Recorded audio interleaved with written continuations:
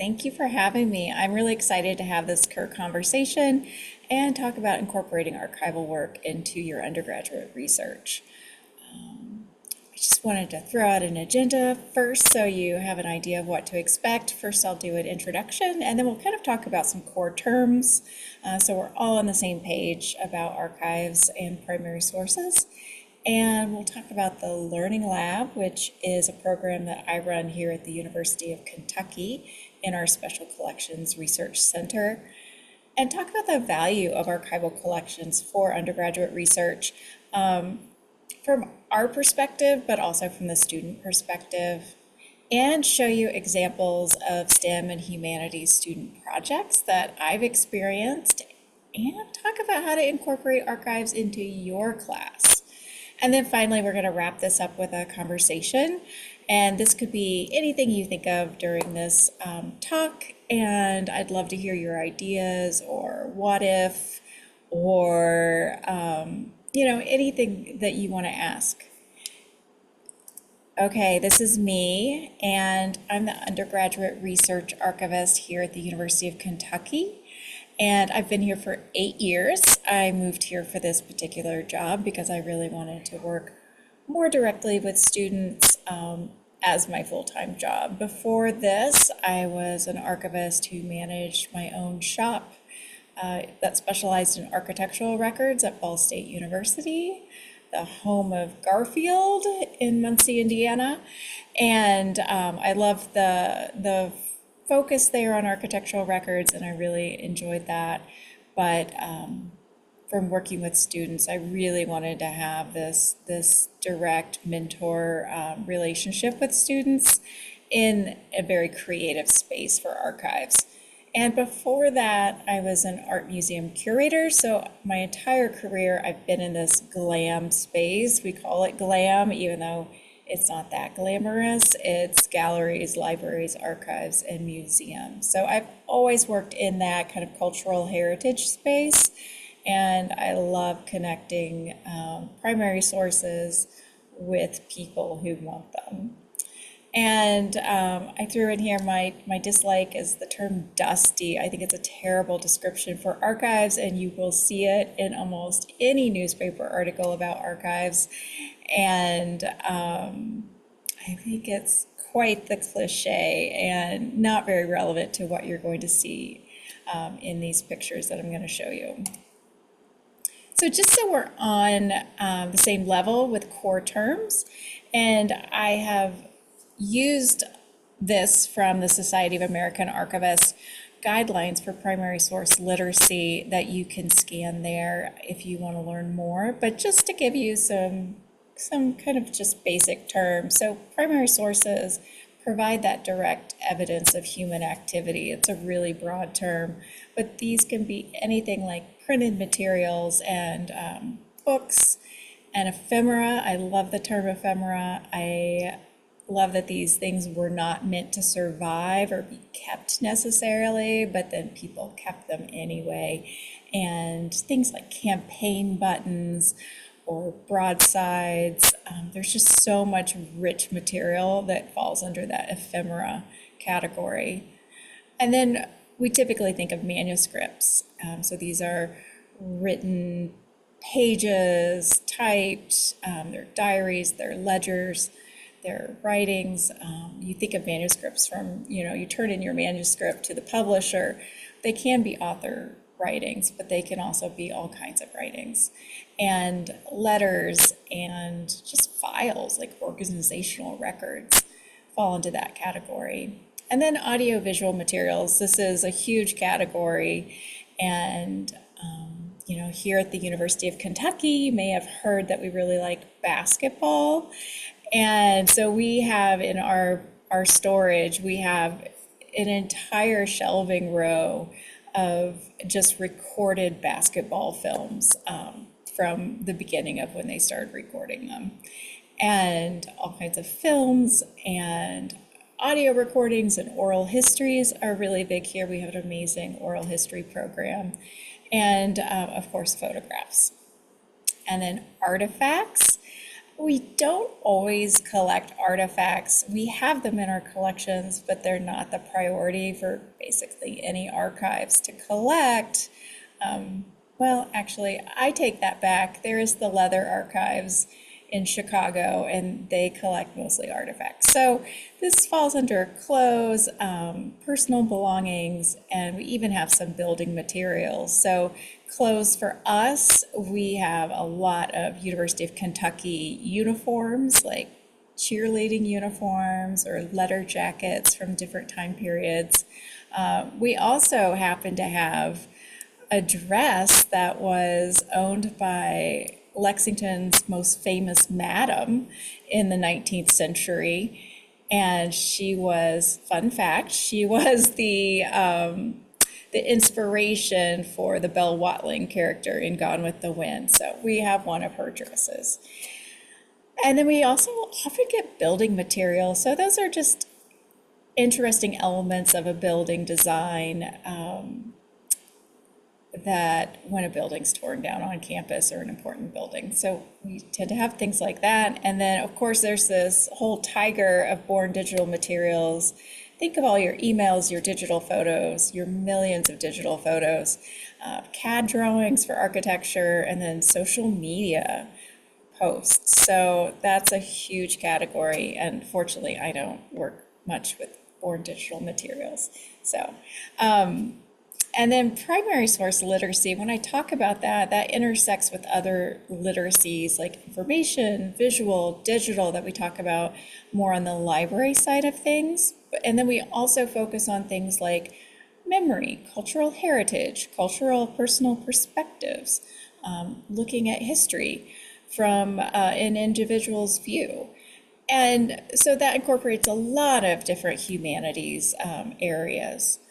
And then, just so we're clear, the difference between primary and secondary sources is that the secondary sources are going to be those books that are on the library where someone else has synthesized the primary source documents and analyzed it and written a book about it. So we don't have many of those unless they're on our reference shelf.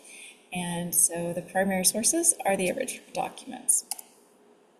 So throughout this presentation, I'm going to have a lot of photographs, and they're all mine, of my students that I've worked with over the years. And you'll see them at conferences, you'll see them working in the lab, and just being with primary sources. So it's all about the learning lab experience that I want to share with you. And this is an interdisciplinary and inquiry-based approach to primary source literacy and undergraduate research. So all those components that we talk about so much on our campuses now about focusing on undergraduate research, I'm doing that through using archives exclusively. And this is when the students get their collections for the first day. They call it Academic Christmas, and they get really excited about what is in the box.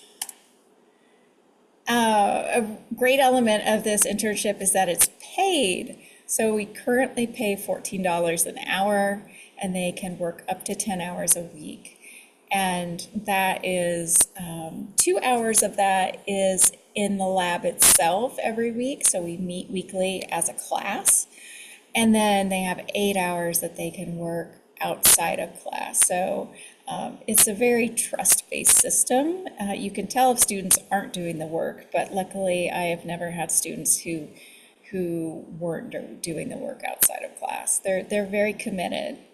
And this was a project where we researched folks who were buried at the Lexington African American Cemetery, number 2, that's near campus. And then, so we tried to find all the research we could find about a few people who were buried there. We each got 2 people, and then we actually went and cleaned their graves as a community service project that the students really loved. It's a very hands-on experience, literally hands-on, the actual archival record. And the exciting thing about this is, well, I mean, there's a lot of things, but one of the exciting things about this is that these are collections that haven't been processed. So that's their criteria we have. they've never been processed, and that's a very archivist type term, and that means that we've never gone through the collection after it's been accessioned, and we haven't looked at what's there, we haven't organized it, we haven't done anything with it. And the collection she's working with there, we purchased in 1960s, and we had never done anything with it. So no researcher knew we had it, and that means no researcher has used it for their own research. So this is a totally fresh perspective. These are completely unique items, so they are the first ones to explore them. And during our first semester, the students learn all these ideas and concepts within archives. So things like provenance, where things come from and why that's important. Archival history and theory. How did this profession evolve? It's surprising, but it's been here forever, but it also hasn't. So it's really interesting to see how it's evolved over the centuries. And security. You can't use pens in the research room, and so they get to know why you can't use pens, why you have to put your backpack in a locker when you come into the research room, and they get to understand why we do the things we do to keep our collection safe. And it just demystifies that process a lot, and they really come to understand it. And then arrangement and description, we use those terms for when we organize a collection, how we arrange that collection within the boxes. So we have a set of guidelines for how we do that. We try to respect original order, and why do we do that? And if there is no order, how do we create order with it? And then also how we describe it. And that sounds really simple, but let's just, we're here in Kentucky, and how we described records in 1940 is going to be really different than how we describe things in 2025. So we know a lot more about a lot of different subjects. We have more sensitivity to people, and so that really affects how we arrange and describe things. And then understanding the role of archives in our government, in our society is extremely important. And I think this program, and just working with archives in general, really helps students become better citizens of our country, but also citizens of the world. And they start to understand the role that archives plays in how the countries are governed. And we try to connect that with current day events. Fortunately or unfortunately, the world always gives us a lot of interesting things to talk about when it comes to archives. So we connect that with their reality and the life that they are going to live.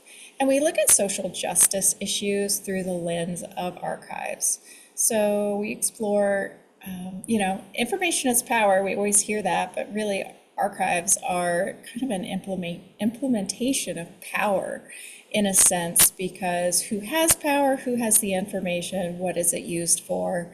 And we see that in our societies, like the Stasi in Germany, and Guatemalan records that were kept to, document their killing of people or their surveillance of people. And now they're used for social justice and for getting closure for the families, so they know what happened to their family member. Or there's so many examples all around the world. It's heartbreaking and fascinating work at the same time.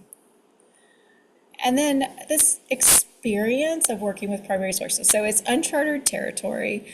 They are connecting with the materials, with what they bring to them. They're seeing it like no one else would see it, and they have a community. We'll talk about community in a second, but they have a community of support around them. And so this cultivates incredible high level of critical thinking skills, and it's always different for every student. I always feel like these collections and the students' interests they apply to use these collections, they get exactly what they need out of this experience. And they build skills in a lot of different ways. Community is so important to this. It's like the best part of a group project without the bad parts of a group project, because you have that support, you have that community, and they have me to mentor them and kind of guide them on their path. But it's their project. They get to have the immense pride in it, and they have to rely on themselves for it. They learn so much about themselves through this process. And shout out to CUR in Pittsburgh this year. We had a great time. And on campus, if your campus is anything like ours, the vast majority of research funding goes towards STEM related areas. So I know of 100 different labs here on campus, like wet labs and STEM labs, but the Learning Lab is really the only lab for humanities students. And we don't just have humanities students, we have STEM and humanities students. So it's this great experience where they get to kind of come together and learn from each other, and you just don't get that once you're in a junior or senior year and you're more siloed in your college. And I feel this really prepares students, because I don't spoon feed them much of anything. They have to really work for all the different things that they learn in this process, and it's really on them too. It's not like I'm guiding them along this process. They really are responsible, and I think this helps build skills that really help them as they go on to grad school and then also future careers. I did a survey and asked students, students that had already been through the Learning Lab a few years after they left, and asking them, did this help prepare you for what you're doing now? And they 100% said yes. So that was very gratifying. So I've talked a little bit about what it is. I want to also say what it isn't, because this is kind of the typical internship in a special collections on a campus library. So, typically students come here to do work. They are given tasks. They're taught how to do some things, and then they are responsible for doing them. But they typically have the students or the supervisors' deadlines. They rely on others to give them those tasks. And they learn to work in an office environment. And the archivist is really their supervisor. And this is a great experience for so many students to have, but how this program is different is that it's really independent. They set their own deadlines, they come up with their own research questions, and they rely on themselves and each other for tasks, and they learn to really develop that scholarly self. And I'm viewed more as a mentor, kind of this I am faculty, but I'm kind of in between this kind of archivist slash faculty person for them, and really kind of land on mentor. So how does this look in practice? So the fall semester is a seminar style class. It meets weekly for 2 hours. We cover the topics in archives. They have a lot of readings. They have so much reading. And they have some assignments. They get their collections, and then they really work on getting to know their collection, researching everything they can find about it, and really getting to know it. And then they have to come up with that research question based on their collection, and they have to write the CUR conference proposal. And this is such an important experience for them, because they've never done it. And you and I have written a million conference proposals, but they just haven't, and it's something to learn, and it's so hard for them. It's really interesting to see them on the other side of it, because once they get accepted, then they get so excited about their research. And that brings us to the spring semester. This is a research intensive semester, and we still have those weekly meetings, and they have a few readings, but mostly they are really forming that community of academic support, and they're building it not just in the learning lab with each other, they're also doing that they have an assignment, they have to meet with a campus librarian, and that's revolutionary to them because they would never do this. But after they've done it, they realize this is an amazing resource and I'm going to use it again in the future.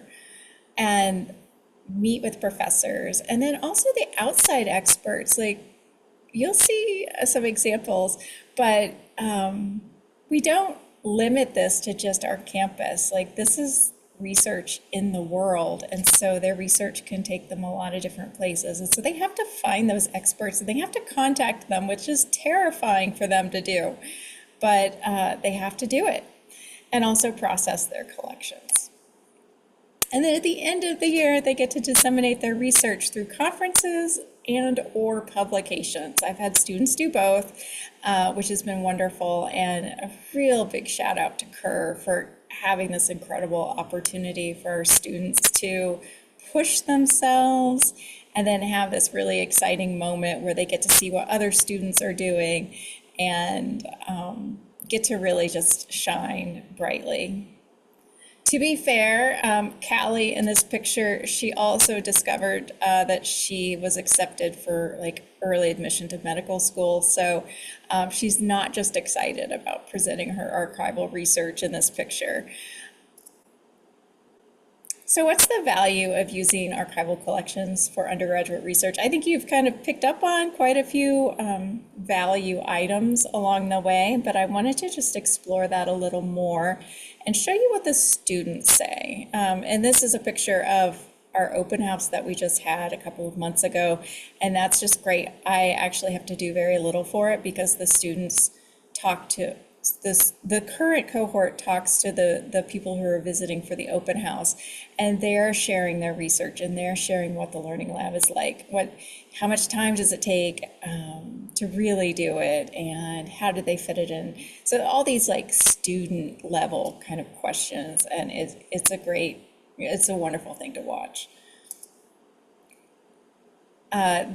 Every year I do 3 assessments for the students. So at the beginning of the school year before they start, and then at the end of the fall semester, and then at the end of the school year. So looking back on their year as an intern, what was their most exciting element or interesting? And so I love to see that 56% said working with the collection and being inspired by it is the most exciting, but it's followed up by a conference presentation and that collaborative approach to research, which I think is really refreshing to them. And then exploration of ideas outside of a textbook. So getting into real life. And this assessment data is something I compiled a couple of years ago, but every year this is pretty much the percentages. It doesn't really change much. And then what's the most important thing that they got out of this experience? And I love that it's community, really coming together. Sometimes they tell me we hadn't made any friends on campus until this experience, and especially after the pandemic, where I think finding your community is even harder than it used to be. This is wonderful. They're finding their community in an academic setting and helping each other grow. And I think also finding their community with someone being interested in their career, their future, who's a teacher type person. And I've read studies that say that just a student having one faculty member who really cares about them makes a huge difference to their college experience. So I think this also provides that. But they develop amazing confidence, and the students who come in at the beginning of the year, they're just not the same students. So I want to get into some examples. This is Lena, and Lena was a anthropology student who worked with a collection that was really fascinating. It was from 1927, and it was called the Self-Denial Savings Club book, and a record book. And the Self-Denial Savings Club was a group of African American women in the 1920s who were trying to save money to use for spending at Christmas. And they kept minutes, they kept attendance, they had officers, and I mean, this was a serious club. And I can imagine being Black in 1927, small town Kentucky, it was probably really hard to save money. And so I love that they did it together, and community was so important for that aspect of it. And they also had some, sharing and community while they were doing it. So Lena really connected with her Pakistani heritage. Her family came from Pakistan, and her mother actually does something pretty similar, but it's more with a kitty. So there's all these kind of women's banking systems around the world. And she was able to explore that and really look at the place for it because, women used to not be able to have bank accounts, even in the United States on their own. So this was a way that women have explored being able to have access to money. And this is a great example. This is Diala, and she worked with the Jean-Paul Sartre manuscript, and she was a biology and neuroscience major, and she was really looking for some balance to that STEM heavy workload she had. So she added this internship, and so it was a manuscript, one single folder. You see it in the picture when she got it, but we had very little information about it. I had the receipt from when the archivist bought it in Paris in the 1960s, but we had no other information, and no one else had researched it. It hadn't been processed, and which seems crazy, but it just hadn't. When you have thousands and thousands of collections, it's easy for this to happen. So what she did was we needed to authenticate it first. So she worked, and don't worry, this is a photocopy that she wrote on of the manuscript to really figure out what the writing is. Like, Sartre's name wasn't on it. Nothing was on it. It was just words. And so she really started to explore it. And she said, this sounds like someone that it's written like a philosopher. So we got in touch with some Sartre experts in Paris. And you can see her on Skype talking with them and holding up the photocopies. And they were like, yes, it is definitely Sartre. That's his paper he liked to use. That's his handwriting. And not only that, but it was a chapter of a book that was published posthumously, and it was published without our chapter because no one knew we had it. And not only that, but we have the beginning chapter of the book. So now, and it's all about his trip to Italy as a tourist. And our chapter starts in Rome. So that's where the book starts. And so it was kind of a little bit of a revelation. They were so excited to find this. And so she presented at CUR about it. And then at the end of the school year, she was just like, I'm just not ready to be done with this. She ended up adding French as her third major. And then we got her a grant because we were just sitting around and saying, what if you went to Rome and followed in Sartre's footsteps and explored the spaces that he explored? And Rome being Rome, like, how are they similar? Or if they're different.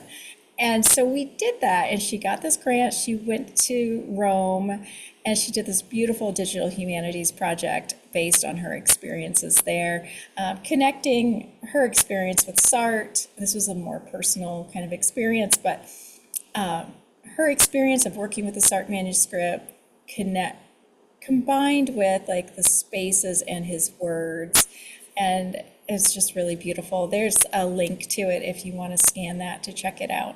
And then she also was able to publish the transcription in Le Temps Moderne, which is Sartre and Simone de Beauvoir's journal, which is still in publication. and she got to write the foreword with the SART scholars for that. And then she also presented it at World CUR. We're all familiar with NCUR, but there's this lovely conference called World CUR, and that's international. So she got 2 trips to Europe out of this one single folder that's been sitting on a shelf since 1968. And I love this quote from her. This was her eureka. She didn't expect it, but she was just so appreciative of having this experience. And here we have an anthropology major who is working with a 19th century cookbook. You can see it right there. It's just this slim little thing. It's also a 1-folder collection. It's amazing what you can do with the items in one single folder.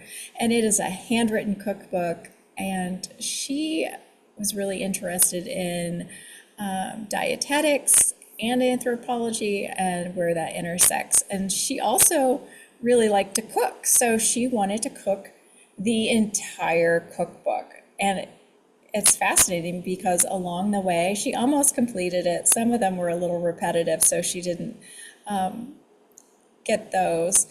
But, learning about substitutions, about what was common then. So there were vegetables that were common then that we don't have in our grocery store today. As we've become more of a mono farming culture, we don't have the variety that we used to. So she had to figure out substitutions. She had to figure out actual amounts because and research what exactly was a cup in 19th century Kentucky. Did she have a specific cup that she used? I mean, it could very well be that. And so she had to figure out a lot of the math and the science behind cooking, and also just understanding the handwriting, which was really challenging. But she made her way through most of the cookbook, and she would bring us her results every week. And she also learned about hearth cooking, which is what they were likely doing. And also, it was clearly something that involved domestic labor, because these were very laborious hearth cooking recipes. So kind of figuring that out too was a very interesting process. And here she is cooking. And here I think what she's meaning when she says that it helped her become someone better, she was a very linear thinker. And as we all know, research is not linear, especially archival research. You're just like going all over the place with it. And it's like following breadcrumbs, in this case, literally. But, it's a very circular, non-linear path. And so having that experience of being uncomfortable in the learning process really made her a better researcher and able to look at things more holistically. And here we have an engineering major who worked with the Hiram Graham papers. And he was an engineer here in Kentucky. He served in World War I. And she was very interested in Kentucky dams and interested in high hazard dams. That we apparently have quite a few of them here in Kentucky, and they could cause loss of life or significant property damage if they were breached. And you may know we've had a lot of huge rains lately. So this is a real world situation. And so she worked with state officials and local officials and also companies that do dam remediation. Like, what are the pain points in getting these dams fixed? How can we do better? And she was well received throughout it all and ended up creating a pamphlet to help rural communities understand what their options were. Another anthropology major, and she had these World War II love letters, and it was an American pilot who was stationed in Australia and fell in love with an Australian school teacher. And the love letters were just really wonderful and so amazing to see, like, their relationship during the war and then also after the war ended, and he's sent back home to America, but she's waiting for the bride ship in Sydney. She has to leave her home and go to Sydney and just wait for a lottery ticket on a ship to America. And she had to wait with all these other Australian brides who were waiting to go waiting to go to America for the first time. And so his letters, like him preparing their home for them and what to expect in America, was just really powerful. I remember her saying it read like a Nicholas Sparks novel. And so she wanted to illustrate it, and she didn't know anything about creating a graphic novel. But here she was crushing it, and this is at World CUR presenting. She, I think, had the most popular booth, honestly. Who doesn't love a love story? And this is Beau, who worked with a translation of Robinson Crusoe into French in 1797. So as you can imagine, that was a pretty heady time in France. And no pun was intended with that, but I heard it in my head as I said it. And so she really looked at literacy and revolution and the themes within Robinson Crusoe and why the Duchess who did this, who had her own printing press, why she chose this book most likely. It was a fascinating exploration. And then we have a chemical engineering major. This is my final example. He came from a city in Ohio who was really impacted by the opioid epidemic, and he wanted to learn its origins. And so this is the first example of the government requiring doctors to document their opioid prescriptions. And he crunched the data to find what the examples of anytime you had to, this doctor prescribed an opioid, he had to record it. So you see examples of 3-month-old babies getting morphine for their cough. And so you really start to understand better how we got into the place that we have been in recent times. So how do you incorporate archives into your class? I'm going to give you 3 ways, and these are the typical ways. And the first one, so we're going to go from low point of entry and then scale it up. So the one-shot instruction, this is a great way to introduce students to the archives. Usually you just ask for archivists to have an introduction, and it exposes the students to the existence of the archives. It gets them in the door.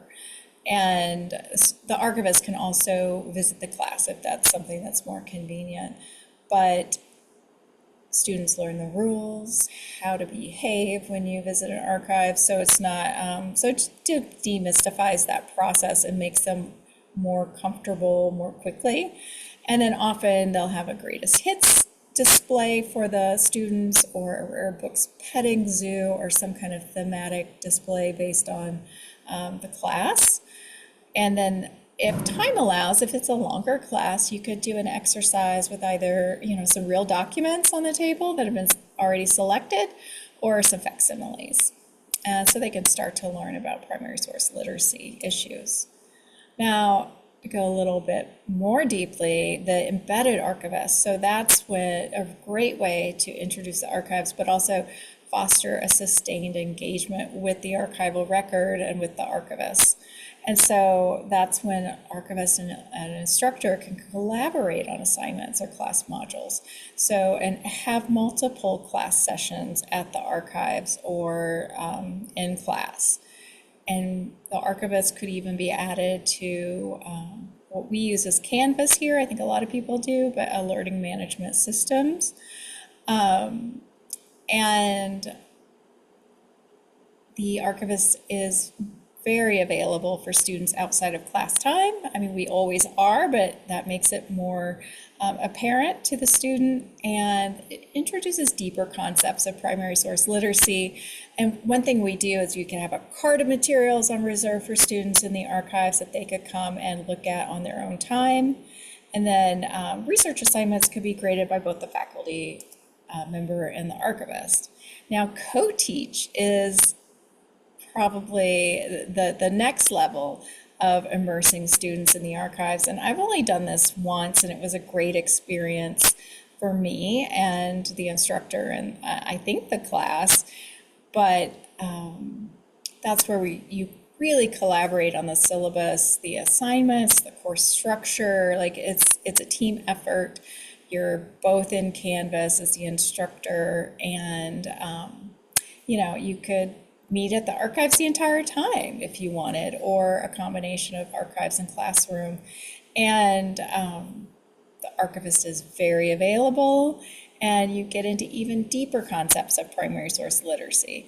And you start to teach students how to search the catalog for their materials and to call them down themselves, so really become that researcher using the archives. And one thing you could always do is an end of semester presentation to the archive staffs. I think archive staff always love to see how the materials are being used. So really your first step, your main step, is just contacting your archivist in special collections. I swear we are not the gatekeepers that we have a reputation of being in the past.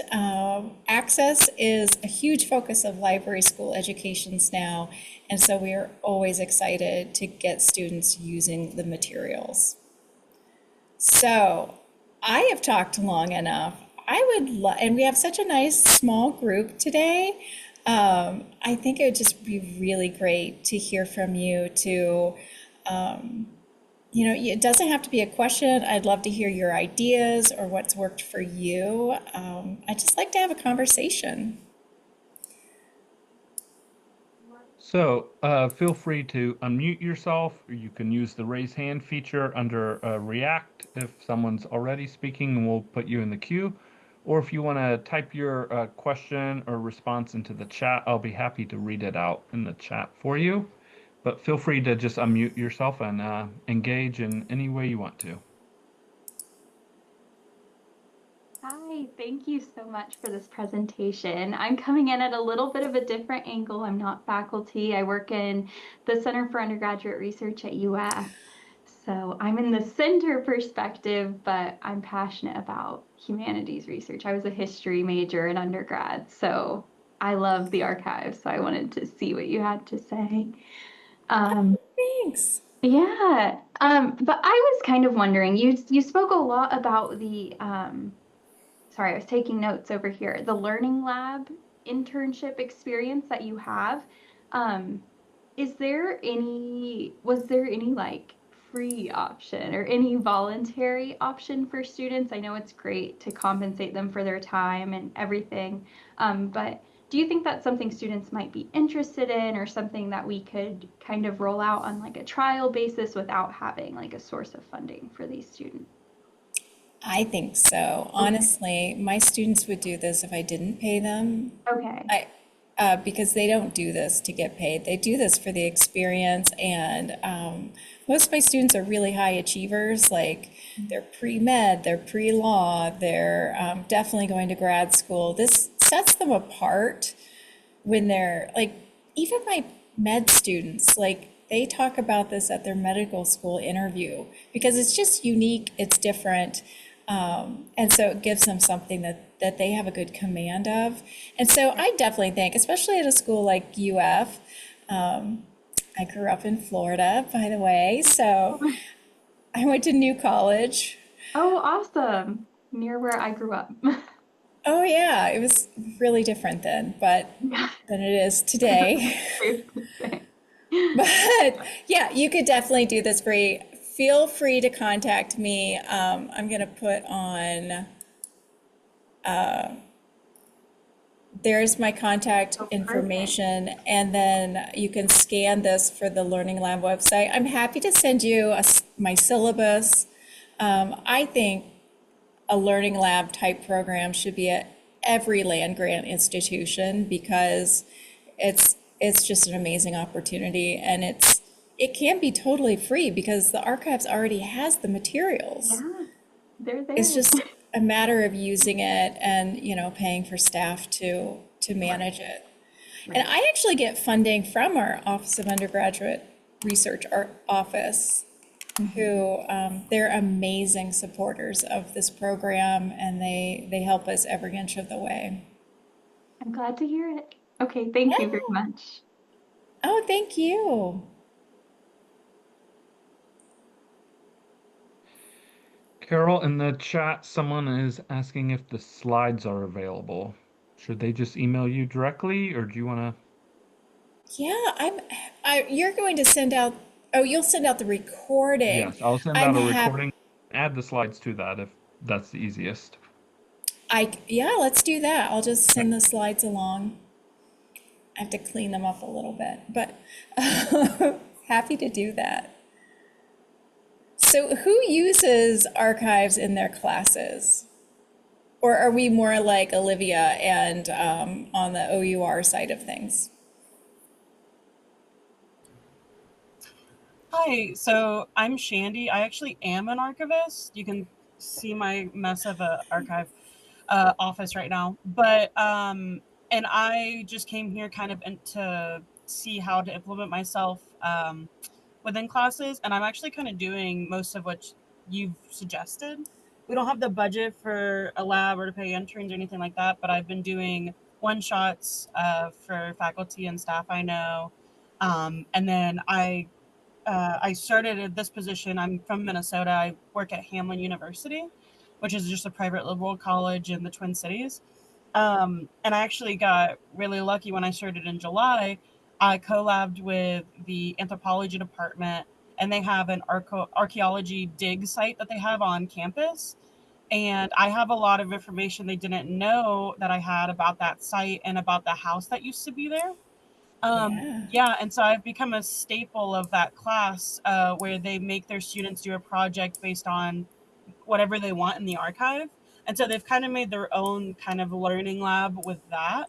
And it's been really cool. And the way that they kind of chose what they wanted to do was I just set out kind of like a petting zoo, like you said, of like what I think is cool. If you guys have any interests you want to know about, I'll try to find it in the archive. Um, and they find really cool things like Proposal Rock, which is a rock we have on a nearby park, and it was supposed to be moved to campus where people were proposed to a lot in the 1900s. But that's been really successful, and the one shots have been really successful as well. Oh, well, that's amazing. I'm so glad to have an archivist in the group. You didn't need the core terms at all, but thanks for sitting through that. Oh no, yeah, it was great to hear. Uh, it's so cool that you're doing this with an anthropology class. I think they're so receptive to this type of research. For sure. Yeah, I've surprisingly integrated myself in a lot of classes that other library staff are like, yeah, like these are easier, history, English, those. But like I've integrated myself in studio arts because they have a class where they draw still life. And I'm like, I have still life on these shelves. I'll give them stuff. And they loved that because I have cool like championship basketballs, football, stuff like that instead of just an everyday item. I've integrated myself in first year writing seminars because they just need to know about primary sources versus secondary. So it's been really cool. But I'm just part time and I'm the only person in the archive here. So I do what I can. But yeah, Oh my gosh, you're only part-time and you do all of that? It's and really more. Yeah. impressive. Thank you. I appreciate that. I needed that today. But It's yeah, real. I loved your talk. It was really cool. And it was very validating that we're doing some of the same things at very different institutions. Yeah, I would love to connect. Yeah. I want to do a survey on internships and special collections Yeah. across the country. So that's something that a colleague and I want to do, just to see who's doing what out there and what Yeah. does it look like, and kind of sharing that information. Yeah, cool. And I would love to, yeah, take that. Or I graduated with my master's in 2023, so it's only been 2 years. I can send that to my colleagues at the University of Alabama, where I graduated from. They would love Oh, to hear about great. this. Yeah, Thanks. yeah. I Thank you love again. it.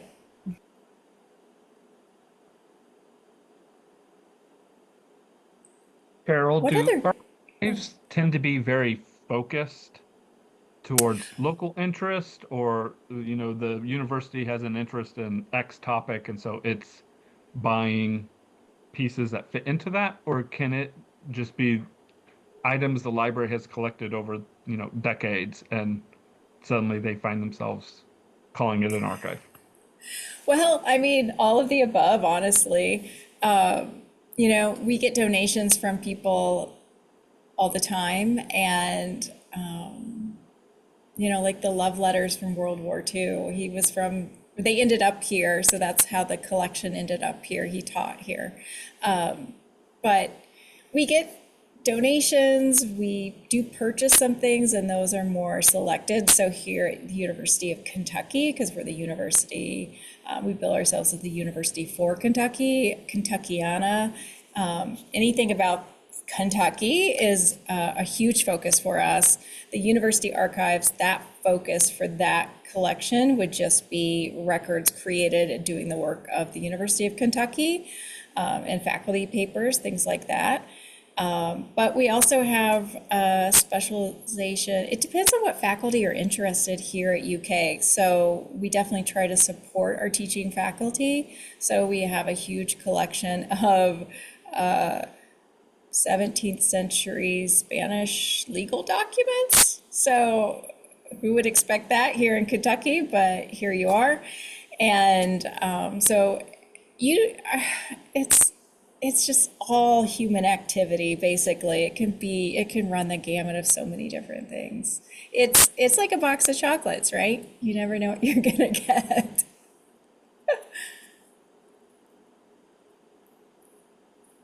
All right, so can I ask? Yeah. I figured I thought I might ask about anything you had to say about a couple points that were like on the slides or whatnot, but not gone into. So I am faculty. I'm not an archivist in a media arts department, and I have various reasons to maybe come to this presentation and use it. But one aspect is that in our department, I and other faculty are working on building our own collections or archives in media archaeology and some computer art history, and it'd be great to obviously involve students in working in that. So I didn't know if you had any things more to say about, you mentioned not many people deal with artifacts. The media archaeology side totally does, collecting old Apple IIs and Amigas and video processing hardware. So I don't know if there's any special thoughts about working with that sort of stuff. And then the other thing I saw on the last slide, it said, what about oral histories? That's one thing I've had a couple students so far start doing, and any guidance on that would be great, as far as them like interviewing older computer and video artists and collecting these oral histories. Oh, that's a really cool project. We'll start with oral histories first. So we have the Louis B. Nunn Center for Oral History here, and I think that would be a really great resource to access for you, because they have a system called OHMS. I don't know if you've heard of OHMS before. So I don't know what OHM stands for, but we created it here, and it's a great way, and it's a quick way, because the problem with oral histories is it's very time consuming to go through, and transcriptions are expensive and time consuming. So what we do here is we index. So we basically create a chapter list we have students read or listen to the oral history, and then whenever they change topics, that'll be a new chapter, and they write the metadata for that. And then, so, in the course of an oral history, you might have 10 different topics. So now researchers can go and access, like, oh, I want to hear when he talks about his service in World War II. I can go directly to that. So it's a system that we have, and it's open source, so you can download it and use it. And they're also incorporating some AI into it now. So it'll be interesting to see what they do in the next few years with that. But that's pretty new. But doing the OHM system is revolutionary, and they use it all around the world for oral history. So it's kind of the standard. And now for your museum, it's really more of a museum than an archive. So that's where we focus more on documents, and then a museum would focus more on artifacts. So that's kind of a delineation between those two types of institutions. There's always bleed over, but that's a good line in the sand. So yeah, I would say do you have a campus museum to talk to, or a campus archivist even? Well, we definitely have university archives that I know, and not a museum like a historical museum. Yeah, I don't know if we would really call what we're collecting as a museum in the implication of more public things. It's, a collection that would probably mostly be accessible to researchers. Yeah, yeah, absolutely. I mean, there's all types, right? Mhm. So get in touch with your archivists on campus and really kind of walk through them because there's so many elements that you have to think of and like having your accession records. How do you keep track of things? Where do you store them? How do you keep track of that? And get a digital asset management system in place. They might be able to help you with that. Okay. So Yeah, many things to think through.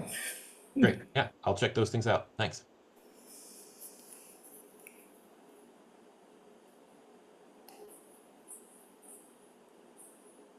Probably have time for one more question. If anyone has a question, feel free to just unmute yourself.